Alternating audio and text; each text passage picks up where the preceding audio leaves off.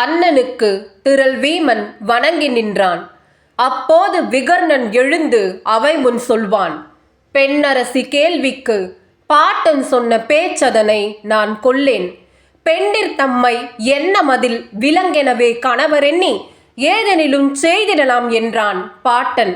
வண்ணமுயர் வேத நெறி மாறி பின்னால் வழங்குவதின் நெறி என்றான். வழுவே சொன்னான். எந்தையர்தாம் மனைவியரை விற்பதுண்டோ? இதுகாரும் அரசியரை சூதிர் தோற்ற விந்தையை நீர் கேட்டதுண்டோ? விலைமாதற்கு விதித்ததையே பிற்கால நீதிக்காரர் சொந்தமென சாத்திரத்தில் புகுத்திவிட்டார்.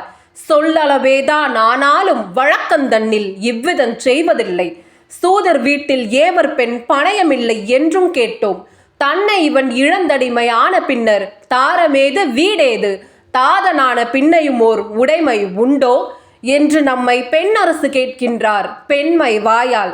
மன்னர்களே, கழிப்பதுதான் சூதென்றாலும் மனுநீதி துறந்திங்கே வலிய பாவந்தன்னை இருவிழி பார்க்க வாய்ப்பேசீரோ? தாத்தனே, நீதி இது தகுமோ என்றான். இவ்வாறு விகர்ணனும் உரைத்தல் கேட்டார். எழுந்திட்டார் சில வேந்தர், இறைச்சலிட்டார். ஒவ்வாது சகுனி செய்யும் கொடுமை என்பார். ஒரு நாளும் உலகிதனை மறக்காதென்பார். எவ்வாறு புகைந்தாலும் புகைந்து போவீர். ஏந்திழையை அவைக்களத்தே இகழ்தல் வேண்டாம். செவ்வானம் படர்ந்தாற்போல் இரத்தம் பாய செருக்களத்தே தீருமடா பழிதென்பார்.